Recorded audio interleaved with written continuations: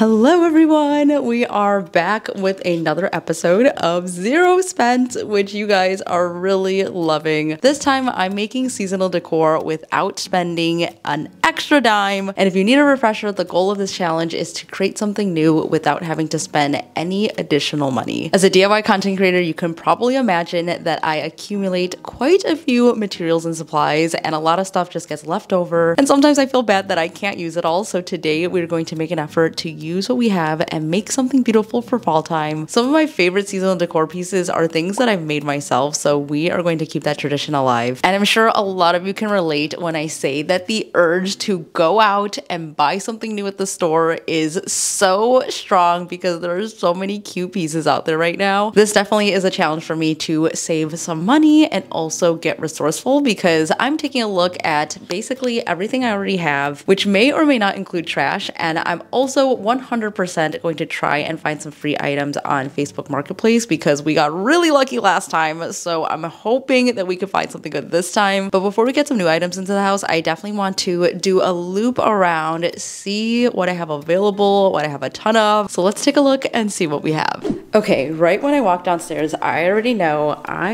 am going to use some of this. So I've been hoarding my cardboard boxes and all of the packaging, and I'm pretty sure we can make something with all of this stuff. For some reason, I like to let this pile up before I actually throw it and put it into the recycling bin. So this time around, we have a ton to work with. So I'm definitely gonna grab some of this and make something with it. So that made me realize that I do have a lot of stuff that I kind of just pile up and I let sit there because I have nothing to do with them, and a lot of that stuff is actually in my kitchen. So I think something a lot of people have in their homes is a drawer of plastic bags. Lately, I feel like we've been really good about making sure that we have reusable bags in our car at all times, but all the times that we didn't bring one, this basically happens. So I'm probably gonna use some plastic bags and then also maybe some paper bags because I clearly have a problem and I just can't seem to let go of anything. And if you follow me over here, you will find my collection of containers, deli cups, and jars. So I feel like I could probably do something with this. If you guys ever eat the wee yogurt, then these probably look familiar to you because I save them and I like to use them for stuff, and right now I have a couple, so I'm sure that I can use these for something. Is there anything else I can probably use? No, I think we're good with these.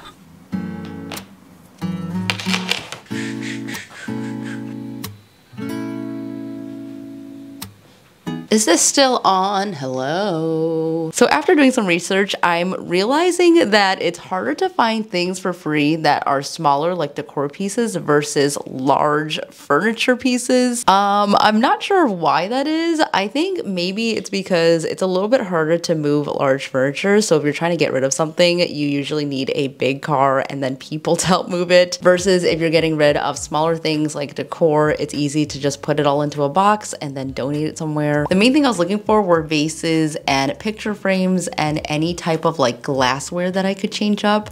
But yeah, it is slim pickings, you guys. I did, however, come up with a couple of project ideas for the things that we already have, so I'm gonna get started on those. But first, we're gonna make a little bit of a field trip. Okay, you guys, so we are actually at Michael's, and I know that I said that I was going to use what I have, but what I have is not enough because I'm running out of glue and I need a lot of glue for one of the projects. So we're here at Michael's, but we are not going to spend any money because I actually have a $10 voucher and some coupons. To be honest, I feel like I never shop here without coupons, but we are going to make that voucher really stretch and get some items for these projects. I feel like that is fair game because I'm not spending any money. I'm actually making money because I have a bag full of returns. So we should be at a positive balance when we come back.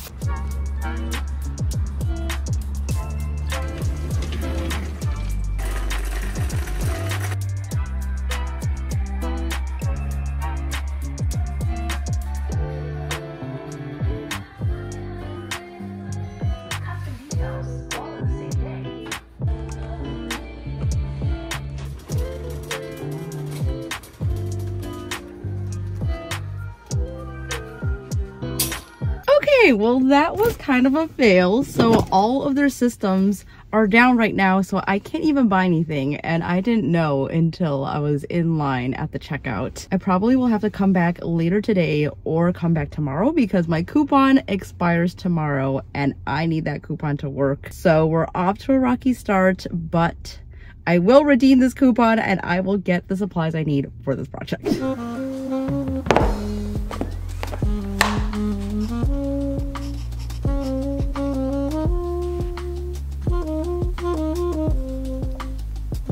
Good morning, you guys. I'm having a quick little brainstorm session in my little sketchbook here. I actually should start dating this because I lose track of all my DIYs and there are some really, really old ones in here. Like for instance, I don't even remember what I did this one for, but I do remember the second one, which is actually my little fireplace holder. And I just love going through and seeing what I used to make. It is a good reminder of how far I've come in my DIY journey. So I love starting my day off with a little brainstorming session to get kind of my creative juices going before I start on the projects that I have to do. I also made myself a big smoothie today for breakfast, and something that I've been really loving adding into my smoothies is actually granola. I never have done it before, but now I can't stop. I usually like to mix it up, but something that I always add into my smoothie are dates and also my Armra colostrum. This stuff has been amazing for my gut, and I would like to thank Armra for sponsoring today's video. I've been taking it regularly for 2 months now, and I definitely feel less bloated after really big meals. So I like to add the unflavored one to my smoothies. I also have been adding it into my matcha lattes, and also in my overnight oats. You just mix it right in and you are good to go. This is so easy to incorporate, especially to my morning routine. The first time I tried it, I actually got little travel packets and I saw that they had thousands of positive reviews. So of course I wanted to try it out for myself. There are so many great benefits in taking colostrum. Armra colostrum is a bioactive whole food that basically delivers over 400 nutrients like peptides, antibodies, and antioxidants to support your cells, your gut, and your immune system, and so much more. I would definitely recommend their unflavored one and also their watermelon vine one. It is so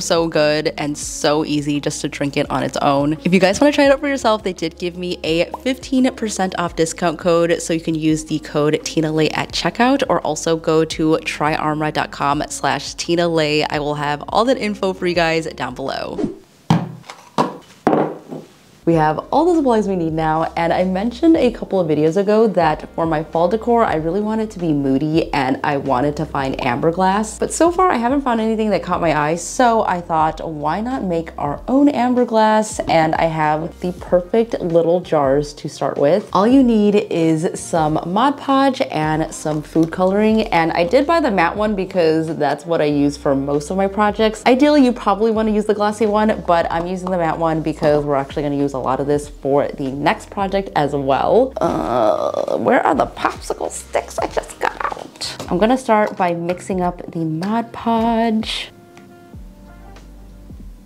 This should be enough for 2 little jars, and now we're gonna use our food coloring. So I'm actually gonna start by making more of like an orange color with my red and my yellow. Amber glass always has more of a warm tint, even though it's pretty dark. I bought this food coloring when we moved here because I thought I would use it for stuff, and I never have, so now is the perfect opportunity to.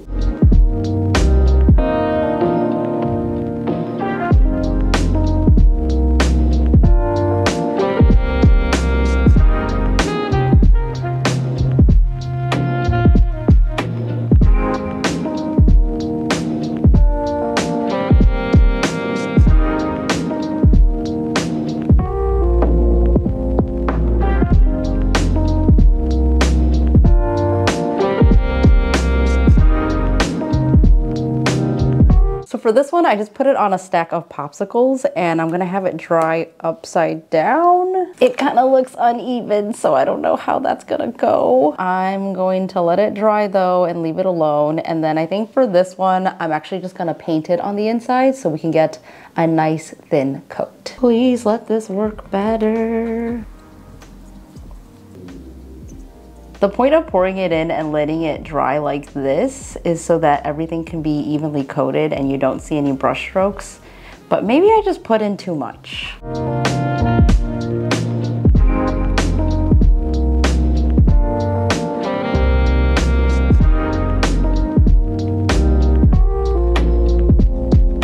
right, so we're letting those dry down, and I had an idea for the outside, which basically is inspired by the Anthropology icon glasses, which are basically just glass cups with cute little icons on them, and they have them out seasonally. So I'm taking inspiration from that, but I wanted it to be like a foil or a metal, and I was trying to figure out what I can make that with. I have a bunch of soda cans that I just have sitting around waiting to be recycled, and I realized that this is the perfect material to do it.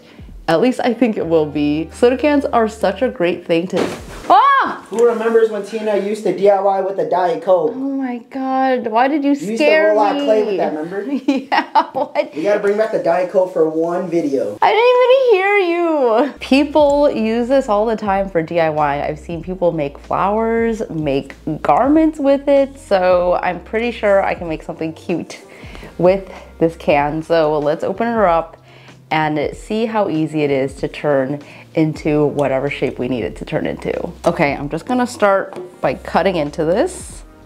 Ah! Oh my god, why was that so scary?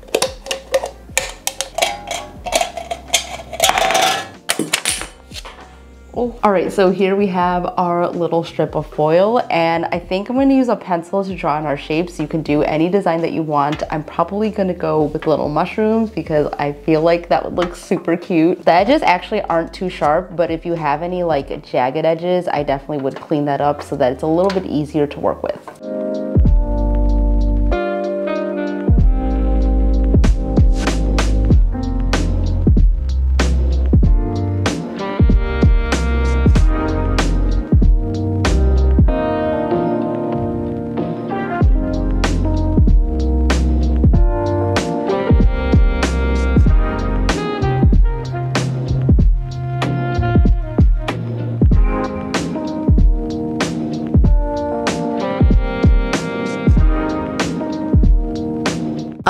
So it's been a couple of hours, and I really thought this was only gonna take 1 hour to dry, but as you can see, it is not done yet. So I think I'm gonna let these just dry overnight, and then tomorrow we will bake them.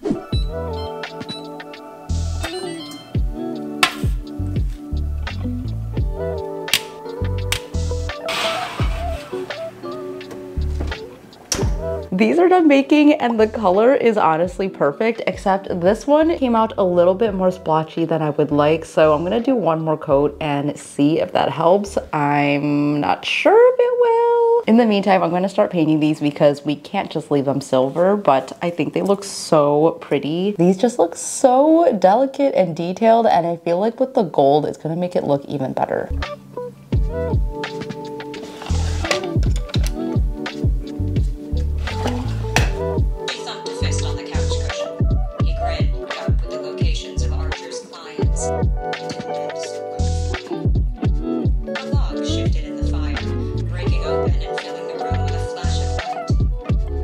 I'm confirming right now that adding another layer definitely helped. You guys can see that this is a little bit darker than this one, but both are beautiful. Also, my little gold accents look so good. The detail is beautiful on these. To get them onto their jars, I'm using my favorite glue. I feel like I discovered this within the past year, and I use it all the time now. This is the DAP Rapid Fuse Super Glue. And what I like about this is that it dries so quickly. You basically just have to hold down the item for like 45 seconds and you're good.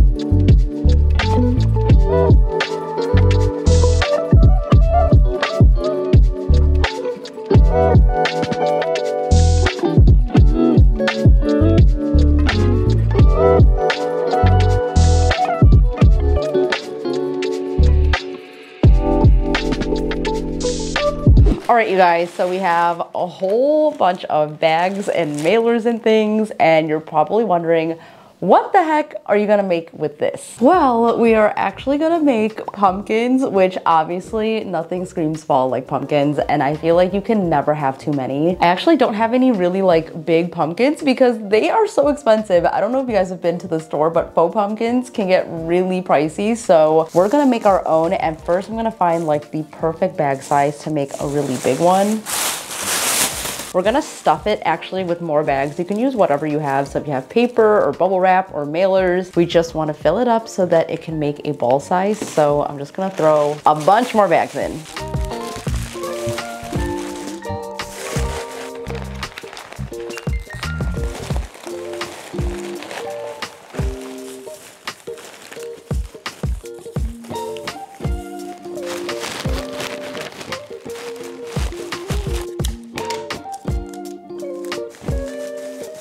The tape on the bottom really helps because now this is giving more of like a ball shape. Now I'm gonna take some twine and we are gonna use that to kind of make those like lines that you see on the pumpkin. And I think I'll do 8 of them, so we'll probably just need 4 of these pieces.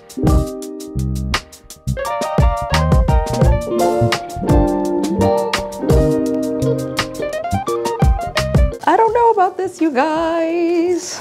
I'm just gonna trust the process though. With all this extra string, I'm actually just gonna leave it and then wrap it around the 2 handles. And this is gonna turn into our stem.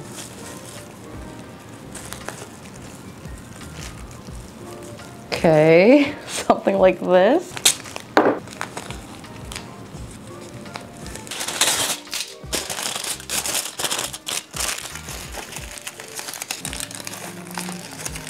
I'm just really glad that I got to use up almost half of those bags that were in the drawers. So this is such a good project to keep those from the landfill and make something pretty cool with it. Okay, she's a big one.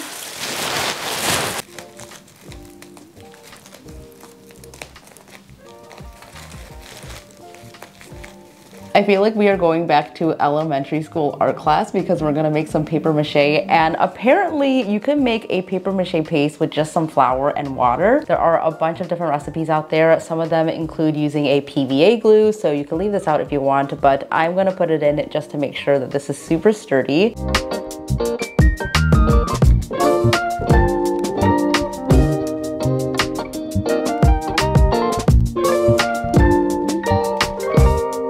I grabbed a bunch of these from the grocery store, and you basically want to get any type of newsprint or even craft paper or packaging paper. Like literally even this paper works, so I'm probably going to use a mixture of this and my newspaper. But what I'm going to do first is actually to rip all the pages. I don't want to cut them because when you cut it, you kind of leave this harsh edge, and that will actually make it look a lot less seamless. So when you rip the edges, it kind of just melts all together. So I'm gonna make a whole bunch of these and do the work now because I already know that this is gonna get pretty messy.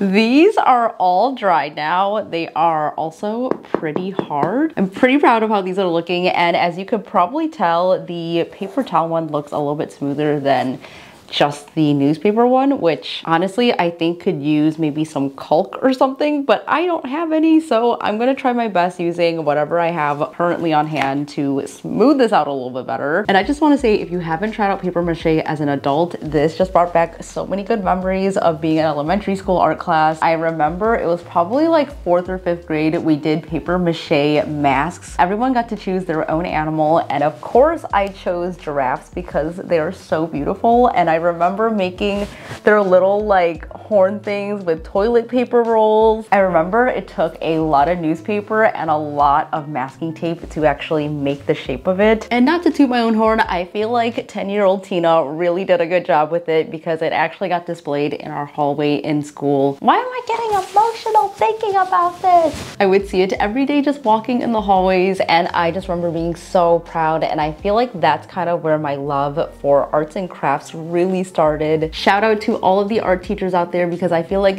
they were really the ones to push us to be very creative, and I feel like I'm kind of living out my art teacher dreams whenever I'm doing one of these videos. So thank you guys for allowing me to do that. Get it together. So my idea for these is to make them look like those very popular terracotta pumpkins that I've been seeing everywhere. They are quite expensive and there is just no way I'm paying that much for a pumpkin. So being able to make my own for free is definitely the way to go.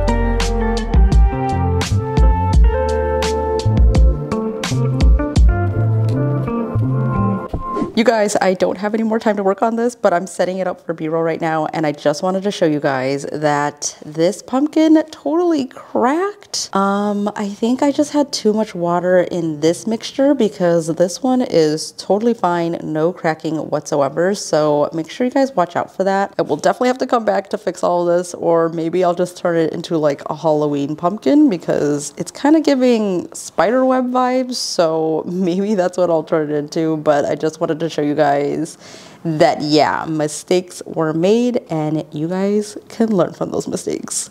You guys, I feel like this was a successful episode of Zero Spent because I basically made some pretty amazing fall decor items without spending anything, and it basically was trash items. I really hope this gave you some ideas and inspiration on what you can make when you just put a little bit of DIY magic on some items that you have laying around. I am a little upset that we weren't able to find any free items on Marketplace this time around, but I am keeping my eyes open and you guys will definitely see some in the next episode of Zero Spent. Let me know in the comments which project you guys like best and which one you would recreate for your own home. I would love to see how you guys customize these for yourselves. And if you like this video, make sure to give it a big thumbs up down below and subscribe as well. I have tons more projects up my sleeves, and if you're looking for more seasonal decor, I do have a whole playlist on that, so I will link it below for you as well. Thank you guys so much for watching. Stay inspired, and I will see you in the next one. Bye!